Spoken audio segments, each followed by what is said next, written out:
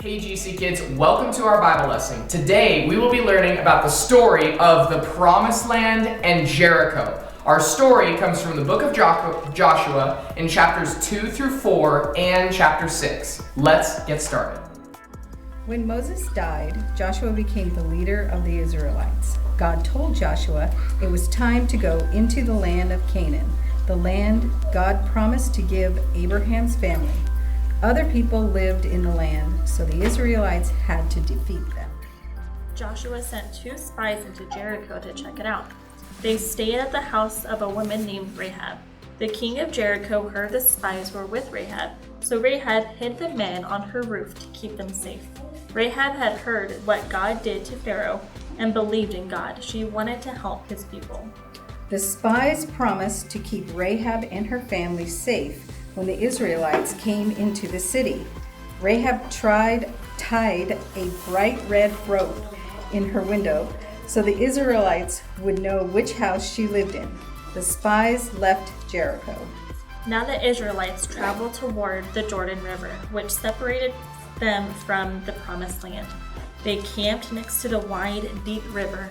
God gave instructions to Joshua and the other leaders. God was going to help the Israelites cross the river. The people got ready to cross. The priests carried the Ark of the Covenant to the edge of the water. Joshua said, "God is with us. He will defeat our enemies." Then the priests stepped into the water and the river stopped. All the people crossed the Jordan on dry ground. Joshua told the people to take 12 stones from the river to set them as a reminder that God stopped the water and helped them cross the river. When the Israelites were all on the other side, the water started to flow again. Next, God told Joshua, "March around the city one time each day for 6 days.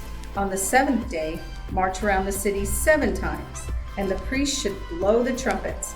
Then all the people should shout, and the walls of Jericho will fall down. The Israelites can then go into the city and conquer it." Joshua did what God said. Every day for 6 days, the Israelites marched around the city. On the 7th day, they marched around the city 7 times. Then Joshua said, "Shout, for the Lord has given you the city." So the people shouted, and the wall fell down. The Israelites went into the city and captured it. They destroyed everything in the city, but Rahab and her family were safe.